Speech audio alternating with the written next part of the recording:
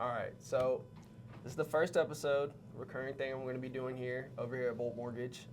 Couldn't have asked for a better co-host to be on here other than you. We've been together running this real estate thing for about 7 years now. Yeah.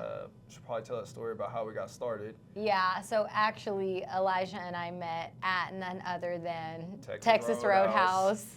I was a server at the time and you were a busboy. And honestly, we had kind of a clashing friendship at the time. Off to a rocky road. Off to a rocky start for sure. I was pretty bossy trying to get Elijah to bus all my tables quickly because I always had a bunch of regulars and I always needed my sections cleaned up and ready to go. And me and Elijah would get into it sometimes. Yeah, not much has changed. Yeah, not much has changed. Went from having to bust tables quick to having to close loans soon. So yeah, that's exactly right. So I appreciate, you know, the growth that we've seen over the years, and I'm super excited that you're getting back into loan originating again. Tell me how you got started originating loans in the first place. So I was actually working on tugboats up and down the Mississippi River, and I was like, this sucks. I know I don't want to do this. I started fresh out of high school. Wait. So what were you doing on a tugboat? Like, what's a tugboat and what were you doing? So tugboats, they push big containers up and down river systems or across oceans. And basically I was just out there like tying lines, cranking down on ratchets, a lot of like blue collar lots of labor, yeah. Going for 28 days at a time, back for 14, going for another 28, sometimes even longer. And I was like, there's got to be a better option out there. So when I came back, I put in my 2 weeks, and I was like, I'm going to figure it out. My grandma was doing nails. She's been a nail tech for pretty much my entire life. And Amanda Hyde, the sister of the owner of Bolt Mortgage, was a regular client over there for my grandma. And she was like, oh, yeah, we're hiring. I was like 19 at the time. I was like, how much money do they make? And they were like, oh, it's commission. I was like, I'm applying. Let's do it. Yeah. So I came in, did the interview, did great in the interview. I'm sure Matt would say the same. And then, I just started off as an assistant, took the test, got licensed. This was all in 2016. Had my first full year in 2018, did 55 transactions for $10 million in volume, and then shocked everybody that I knew in the industry in 2019. It was like, I'm going to go join the Navy, and went off and did that. But yeah, so I still kept my license active while I was doing that, and here I am. Yeah, I remember you still originating loans actually while you were in the Navy. Yeah, we did a couple. We did a couple of deals while you were in the Navy, so that was pretty impressive, honestly. But I will say that I always have a certain level of respect for any people who are veterans or, you know, join any of the armed forces. Right. So thank you again for, you know, your service. So Of course. 2016, you started originating loans. Yeah. Nice. Yep. Very cool. A year after graduating high school. Nice. So when did you get into real estate? I also got into real estate, I think, in 2016. I took my real estate exam a few weeks after I turned 20. Okay. So I was like, okay, thank God I don't have to be a teenage realtor. Right. So I got my license right whenever I was 20 years old. So yeah, I think 2016. And man, been selling houses left and right ever since. Yeah, you definitely had a fast growth when you started. It was really cool to be able to be a part of that and see it from the ground up and where you're at now. Huge accomplishments that you've made. Yeah, thank God. I remember I was sitting at an office meeting at Keller Williams Pearland, and I saw you walk in, and I was like, Elijah? And you were like, Karen? And we kind of like reconnected and just started working together. But yeah, no, it's been good. So fast forward to 2024, what do you have going on now? Well, I just got out of the Navy, back here at Bolt Mortgage. This is the new beginning, perfectly lined up with my new beginning, or reintroductory back into real estate. Nice. I started back here in July. It's been great. I had 3 deals closing this month, one of them with you. Nice. Yeah. Good job. And a few more lined up for October. So really, I'm just trying to service as many clients as I possibly can, help realtors grow their business as well, and just take this thing all the way to 100. That's really the plan. Nice. So what benefits do you see now that you're working under a mortgage broker versus just a regular direct lender? The main advantage by far, especially in this market, has got to be the interest rates. Yeah, like to be able to issue a pre-approval and it be under 6%, that's pretty impressive, I feel like, especially in this market. And even the rate that we have for the client that we're closing this month and their bank statement loan, like they're happy with the rate. We actually just lowered it at 1/8 of a point before closing, so that's also good. And they're getting a lender credit. Yeah. So by far, it's got to be the pricing on the rates. No fees. That's also a big plus. Yeah, those are by far the hardest sell points of being wholesale versus retail. Yeah, y'all definitely came through with that mortgage loan. Y'all beat actually another mortgage lender with those terms. So we're super happy for our clients for that. But there was something I was going to ask you. Bank statement loans. Right. Tell us a little bit more about that loan product itself. Yeah, so the funny thing is they're easier to manage than it would be a regular mortgage. Really? Even though it's it's out of the norm to do one. But really all you have to do is just have 12 months of business bank statements, and pretty much we'll analyze the income based on the deposits that you're putting in there, weighted against the withdrawals that you're taking out of it, and that's your qualifying income.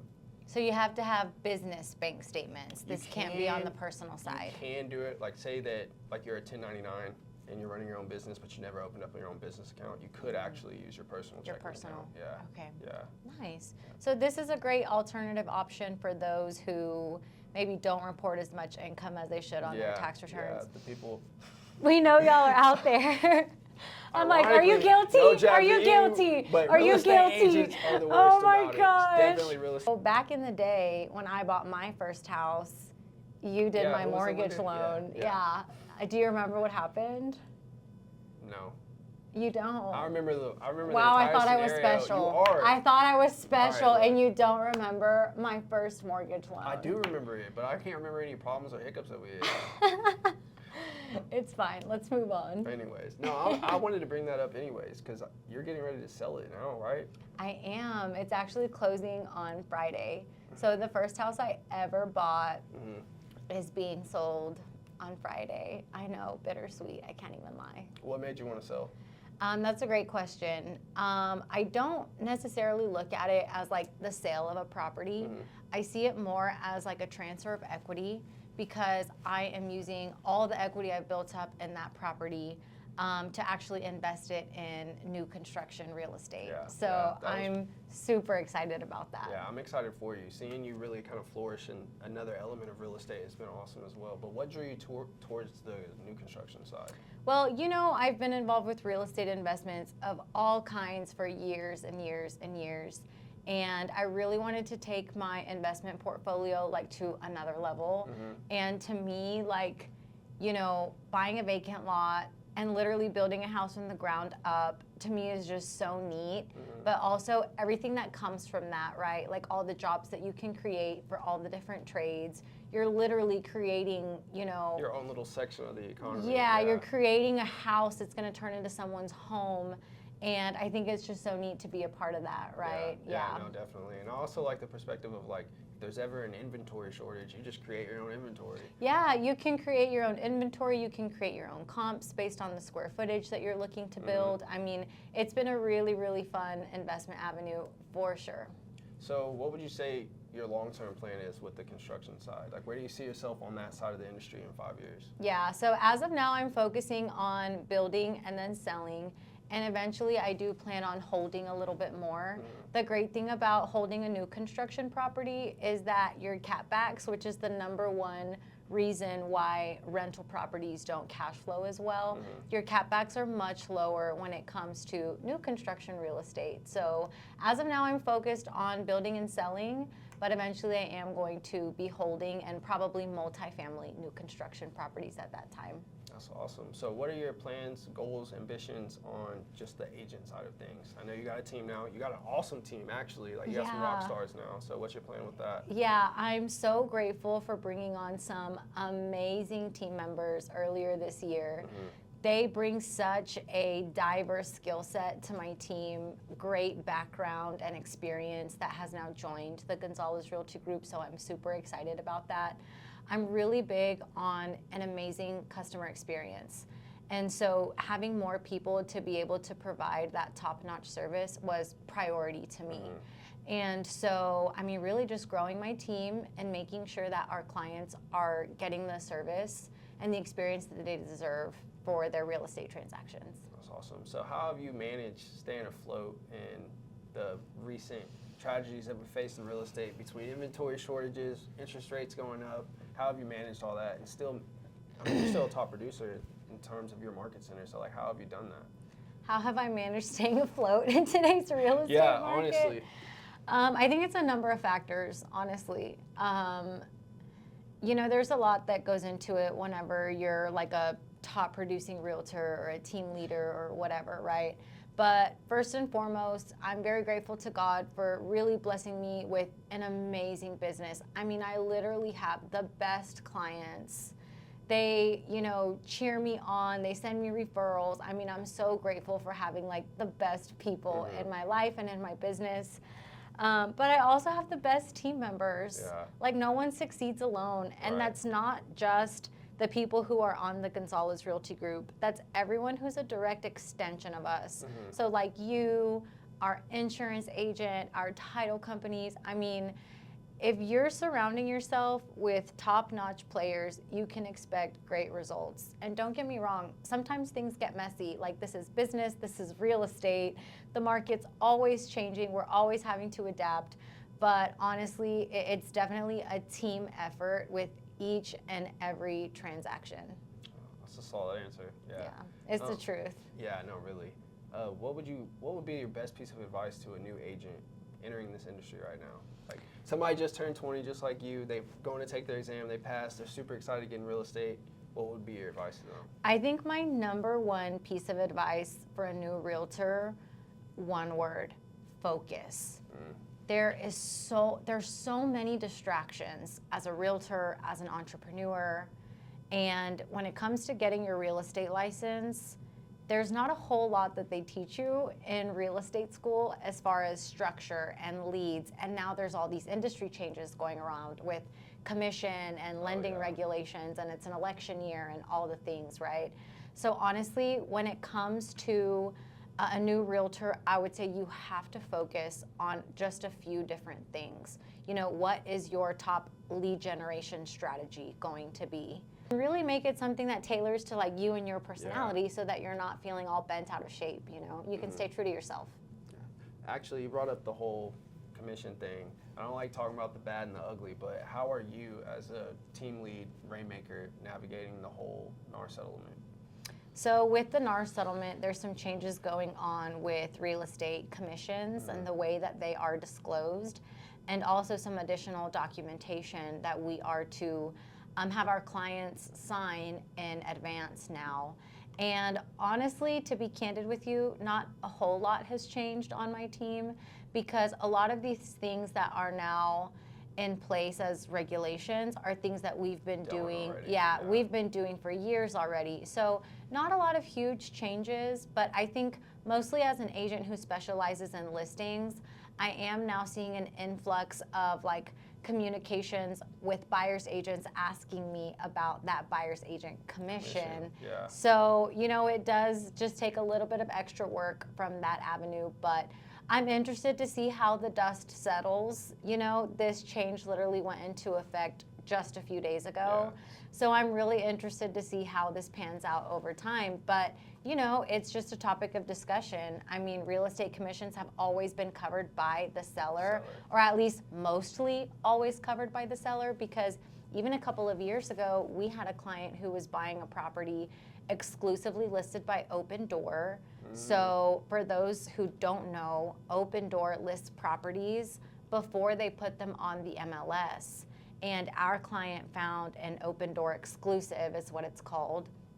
And we told him, we can show it to you, we can represent you, and if that's the case, you'll be responsible for the 3% commission.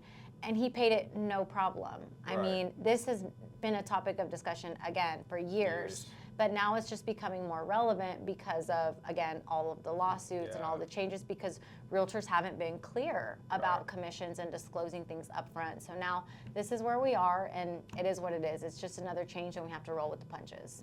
What changes are you seeing on the mortgage lending side, and how does it affect y'all? Honestly, it hasn't affected us at all. Like, our job is to get them pre-approved and, you know, cover the service of the loan. That doesn't really cover the whole aspect of having to pay your realtor commissions. Now, I could see down the road, possibly, like, if it's going to affect cash at close, that'll be something that we have to address. But right now, business as usual. Okay. So let's say I'm a buyer, I'm ready to buy a property, and I only have enough money to cover my down payment and my closing cost, and I want to purchase a house and they're not paying a buyer agent commission, and now I have to pay an additional 3% on top of my down payment and my closing cost. Is there anything that the mortgage lender can do to help offset some of those costs or fees? No. No. Dang, I thought you were gonna say like, yeah, we can check DPA, we can check USDA, we can check 100% financing, we could check lender credits, we could check this. I mean, a lot of those things would already be discussed with the buyer up front.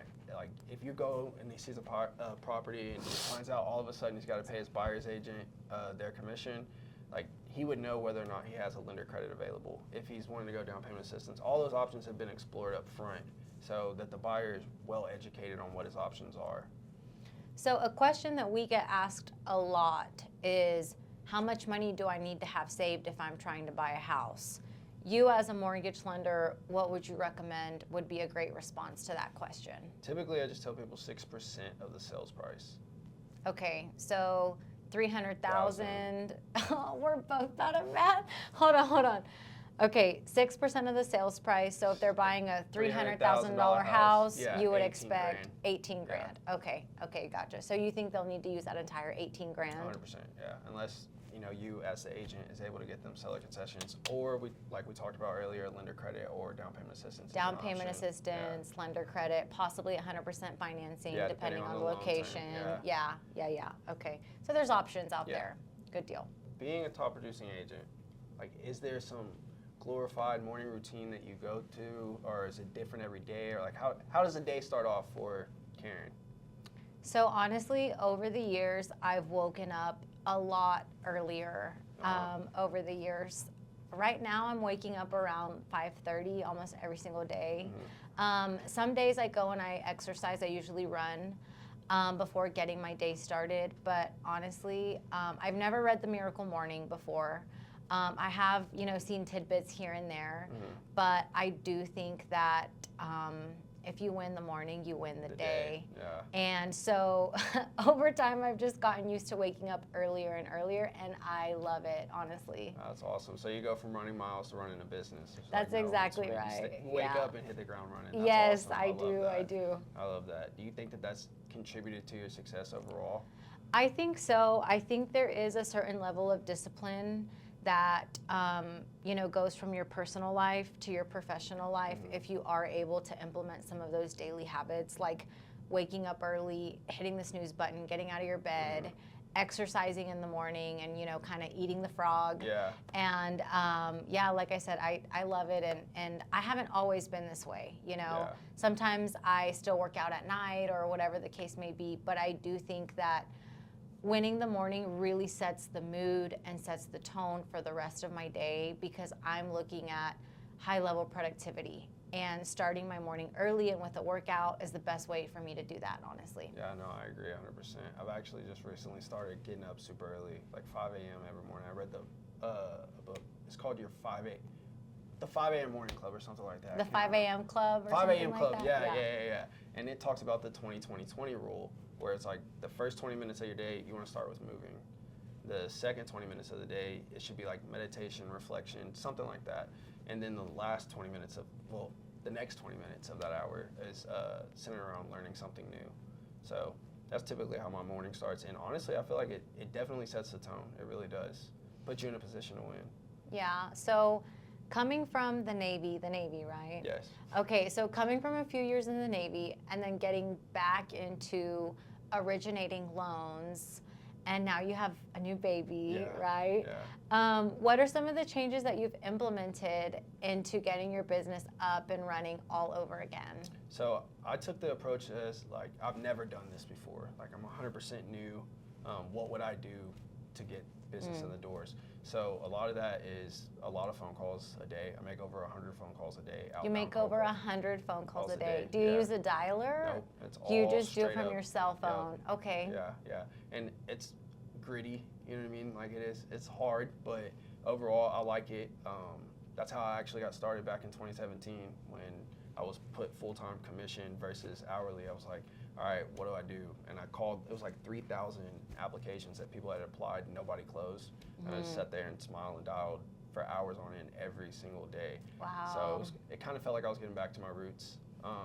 Love that. But yeah, that's definitely the plan. You know, connecting with clients that I've serviced in the past, agents that I've helped, which surprisingly or not surprisingly, a lot of them are not in the industry anymore. A lot have been weeded out through these changes. So congrats to you, still standing tall. Wait, so let me get this straight. How many years were you in the Navy? 5. You were in the Navy for 5 years. And ever since coming back into real estate full-time, almost all the realtors that you worked with before are no longer realtors. Correct. Wow. Or they still have their license, but they're really doing something else. Something else is putting food on the table. Why do you think that is? The market changed. 100% has to be. Rates being higher, not that many people buying. We have definitely seen a decline in the amount of people that are applying for mortgages from the time I left to where we are now. And I didn't really leave it. I didn't leave like in a great market like what y'all saw in 2020, 21, and stuff like that, where it was like everybody was buying houses, rates were in the 2s, stuff like that. I mean, we were still in the 4s. Right. But just from then to now, it's been a drastic decline. So if there's a person out there that's on the fence about buying a house right now because they've heard that interest rates are really high, or they've heard whatever horror stories, oh, it's a seller's market or whatever, what advice would you give to them right now? Buy. Why is that? Why wait? If you wait any longer, for one, when the interest rates do drop, which they have already started, you're going to see an influx of people trying to buy. And the little bit of inventory that we have on the market now is going to be getting snatched up quick. And if you're in a specific situation, like say you need seller concessions, you're losing a lot of that negotiating power by waiting, because there's going to be buyers entering the market that don't need that. And you may lose that dream house.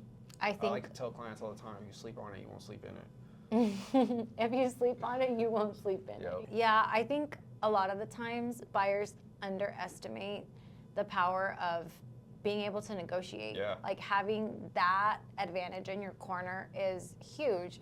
You know, if we can get all your closing costs covered by the seller, I mean, that's a huge advantage right there. You can use all of your savings for whatever else, you know, furniture, a vacation, whatever, right? Yeah, exactly. And whenever interest rates get lower, more buyers come out and play, and next thing you know, that negotiation power is out the window. You know, we're actually starting to see some multiple offer situations on some of our listings right now, and interest rates literally dropped like not even a whole %. And next thing you know, we literally got multiple offers on one of our listings. So it's very relevant, and it just goes to show that, you know, the market is fickle, and you have to be ready to buy. You know, you have to be ready to pull the trigger. You have to be best positioned. You know, so. How many loans have you closed in your entire career? Oof. I'm gonna be honest with you, I don't know that number. Is it? There's a bunch of numbers I track, and that's not one that I've kept up with. So would you say hundreds? You've closed hundreds of loans? I've cleared at least 150. Okay, so you've closed over 150 loans. Which one is the most memorable, and why? I mean, besides mine. I was just about to say, not to sound cheesy, but it was definitely yours. No, you're lying. Think about I don't that believe situation. you. Think about that situation. All my other real estate peeps out here, you're gonna think this is crazy. You were living at your mom's and dad's. You were living with your parents. Wanted to buy your first home, not just any home, an investment home, meaning you're still gonna be living with your parents and own an investment property. To me, that was incredible. That was crazy. It really was. And it was already tenant occupied. It was like, it was the best of both worlds. It was like a perfect scenario. So like that one has always stuck out with me. Heartbroken that you're selling it, but that really has been my favorite transaction, because we pulled some serious strings to make that happen. We did. And I'm pretty sure you can't even do that anymore. Wow. Actually, I know you can't do that anymore. We did. It was an interesting loan because I was new into real estate, and before I was bartending and waiting tables at Texas Roadhouse with you. And so, you know, typically y'all request multiple years of tax returns, so mine were a little bit different over the course of the years. And yeah, I don't know how y'all pulled off that loan, but you did. So yeah. Yeah, we were happy about it. A lot of strings pulled, but it worked. So that's definitely by far my most memorable transaction that I've done. What about the most difficult deal you've ever done? That's probably been yours too. No, I'm just Yeah. kidding. Oh no. I would say I had a VA client back in 2018. What's VA? It's a veteran loan. Yeah. Okay. Yeah. I mean, for the people, maybe the people don't know what a VA Yeah, loan no, I is. apologize. It's a veteran loan. Okay. Thank you for your service. Yeah. He was low FICO, low credit score, not much money in the bank. Luckily, though, he did have like good job history, making good money. We missed the close date because he went and applied for a new car. You know how that can be. Yeah. So we had to verify that he didn't actually buy the car. Fortunately, unfortunately, he didn't have the credit to qualify for that. But we did get to the close date before our house. Phew. Oh man. But yeah, so that was by far the most difficult one. Can we give a moment of silence for all of the mortgage loans that have died because clients have either applied for a vehicle or gotten a vehicle? Yeah. Okay. Moment over. It happens way too often. It does. All right, minimum credit score. If you're trying to buy a house, what would you recommend? Minimum credit score to qualify, 500 if you want to go FHA or VA. Dang, 500? Yeah, we can qualify you at a 500. Y'all giving anybody loans these days. Yeah. You get a house, you get a house, you get a house. 500 credit score? Okay, hey, all right. Yeah, cool. But ideally, obviously, you want to be in the best position possible. So if you can be in the 700s, I would say go for that because it's going to determine how much money you have to put down. Also, what your interest rate is going to look like. If you're going conventional, it'll dictate a little bit about what your mortgage insurance is going to be. So the higher the better. But if you need to buy a home and you're above a 500, You're let's good. talk. Yeah. So you said ideally you want to have a credit score above 700, but it's possible if you're at least a 500. Yeah. A lot of people that I talk to do not have a credit score above 700. Right. So I know you're not a credit repair specialist or anything, but what advice would you give to get someone's credit in the 700s? Primarily what I see what's holding most people back from getting there is credit utilization. So people will have like long history with these credit cards. Maybe their limit's $15,000, but their balance is constantly like 14. So utilization has been the number one factor that's taken people from 660s to 700s. What do you mean by credit utilization? Like use your credit cards more, use your credit cards actually, less? Keep the balance on it lower. Keep the balance low. Yeah. Okay, so I'm not keep saying the balance just throw it in your low. drawer, like Dave Ramsey thing, just throw it in your drawer, forget about it. No, I'm not saying do that. But like just be responsible with the amount that you have on there. I understand people fall on hard times, run into emergencies, and they need to use it, but that's gonna have the biggest impact from what I've seen. Like when somebody applies and I see they're at a 680, but they would get better pricing at a 700, typically that's what I would advise. It's like, hey, all you gotta do is pay this card down. Keep your balances a little bit lower. Okay, so you mentioned Dave Ramsey. Yeah. Are you pro or are you against Dave Ramsey and his teachings? No, I think honestly, like it's as basic as it can be, and he doesn't make any promises either. He's not like, if you do this, you will be a millionaire. It's just like, hey, if you don't spend more money than you have, you'll be financially responsible. And so I can't really argue with that by any means. He does have some methods. I think like one of the things that he has is the snowball effect, or like where you pay down one card or one balance and it just builds on over time. So I have no quarrel with that at all. I think that it's responsible financial education. Yeah, I What think about so you? too. I actually really like a lot of Dave's stuff. I listened to several of his podcasts and I read Everyday Millionaires. It's not by Dave, but it's by another one of the Dave Ramsey guys. And I really like it. I love that they keep it super, super simple. Yeah. I think financial literacy, there's a big education gap there.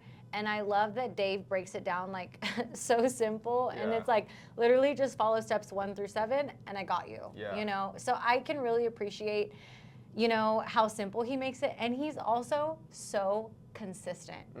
I mean, he's in the trenches every day, taking phone calls, answering questions, putting out the same stuff. And I mean, he's one of the biggest household names out there when it comes to financial literacy. So as a business person, I respect Dave so much. Yeah. Absolutely. I mean, I just have to give it to him. He's super consistent. And yeah, so for that, I mean, I guess you could say I'm a little bit, you know, pro Dave. I Yeah. don't necessarily agree or follow a lot of his teachings, but I do really respect him. Yeah, no, I agree with that.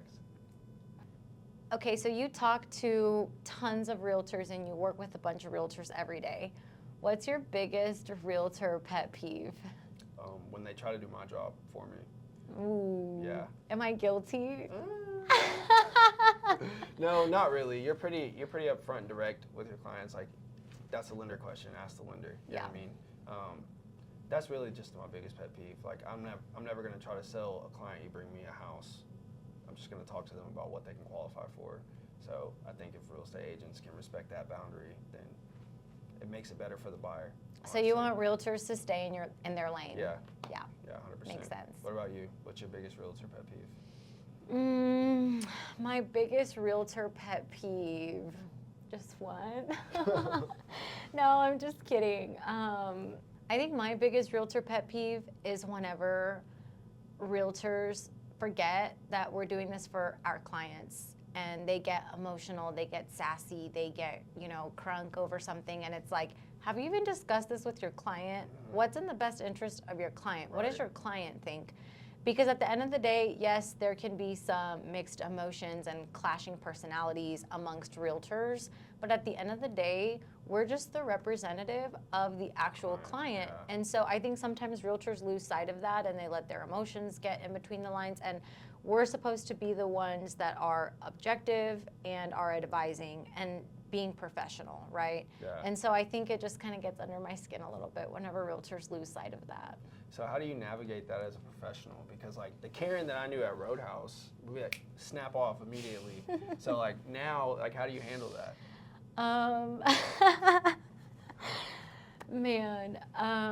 Dealing with difficult personalities in real estate, I will say I've gotten so much more patient over the years. I mean, you know that. You've known me forever. I've gotten so much more patient because at the end of the day, it's just not worth like my own, peace. Exactly. Yeah. It's just not worth my own peace, especially if it's not necessarily my battle to fight. I mean, I will be the fiercest negotiator for my client.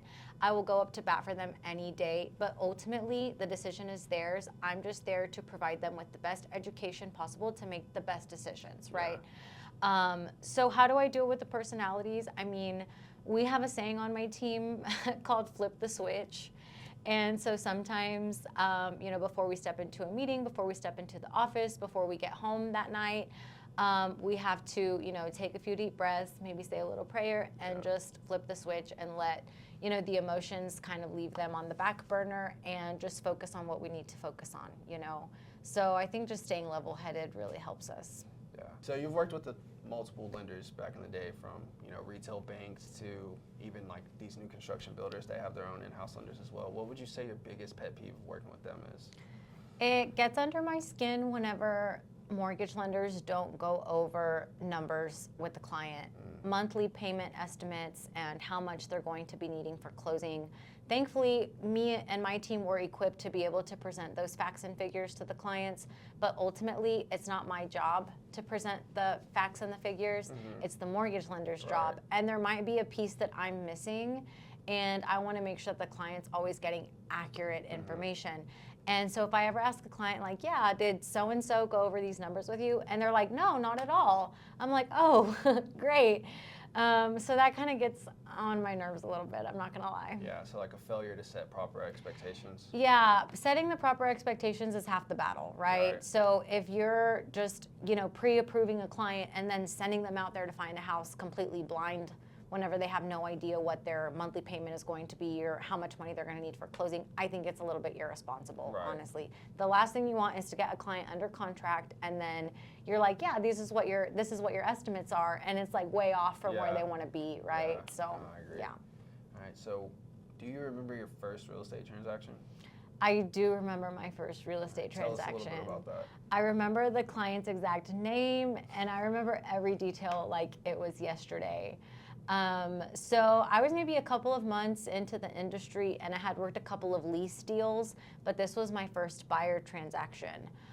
He got pre-approved, and we set up a time to go and look at a few houses. We looked at, I think, 3 or 4 houses, and that very same day, they decided to submit an offer on a house. It got accepted, and we got to the closing table super quick. After closing, I found out it's because his girlfriend at the time was pregnant, So they bought a house, got married, and announced their pregnancy literally in like a 2-week period of time. So talk about a change of circumstances that really made them pull the trigger to be super motivated to buy. They wanted to set up their household for their new baby, right?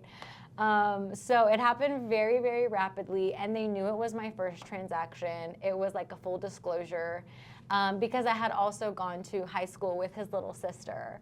So he knew like how old I was, what my experience consisted of. But I really appreciate the two of them for trusting me and sticking with me through that first deal. Yeah, that's awesome because you're over 500 transactions now in your I career, am over 500 transactions now, which is on that. crazy. That's awesome. Yeah, thank you. Yeah. So what do you foresee for the Houston real estate market going into next year? What's 2025 look like? You know, as a realtor, I love being in Houston because we have such a great economy here. I mean, we have the port, we have the Galveston Bay, we have the Texas Medical Center. I mean, are you kidding me? All the chemical plants. I mean, we just have so much going on here that I think it kind of pads our economy a little bit from the rest of the state and the rest of the country. So honestly, because we're still seeing a shortage of inventory here and we're still seeing so much growth on the outskirts of Houston, I think that home values are going to continue to increase here in Houston. I just think, I mean, if you look at the numbers, they speak for themselves. If you look at the statistics, they don't lie. I think we're going to continue to see an increase in home values here. Where do you see the biggest growth being in the Houston area? Like, is it Cypress, or is it going to be closer over here on the south side of things, like League City, Friendswood? I mean, I think that inside the loop closest to downtown, we're going to continue to see, you know, that increase in home values. But ultimately, I have seen it slow down a little bit inside the loop because of affordability, right? So I think our biggest growth is going to be in the surrounding suburbs. There's so many new developments going on over there. We're starting to see a lot of tiny home communities appear on the outskirts of Houston, and so I think that's where we're headed. All right, Elijah, we covered a lot of good stuff today, but what advice would you give a new loan officer out there today? Well, I kind of gave a blueprint of what I've done to be successful in the past and what's serving me well now. Don't be scared to pick up the phone and start dialing. Like, you have to let people that know you know what you're doing above all else. And you can't be scared. You can't be timid. You have to pull the trigger. You have to jump. You have to call these agents that have no idea who you are, who are also getting called all the time. And also come up with a value proposition. I know me and you talked, and that's kind of what led to this podcast, was I don't want to be a loan officer that's calling you, asking you to go to get coffee. I don't want to call you and bug you with the programs that I have that other lenders have as well. What can I do for you and your business to help you prosper and help you grow? Because that's what I'm interested in. Like, I got to see you grow from the ground up, and I want to see other agents to have the same level of success and just be able to play that role any way that I can. So to a new loan officer, come up with a value proposition. Let everybody that you know what you're doing. And don't be scared to pick up the phone and start calling. I love it. Yeah, thank you. Thanks so much. Yeah, it's been awesome.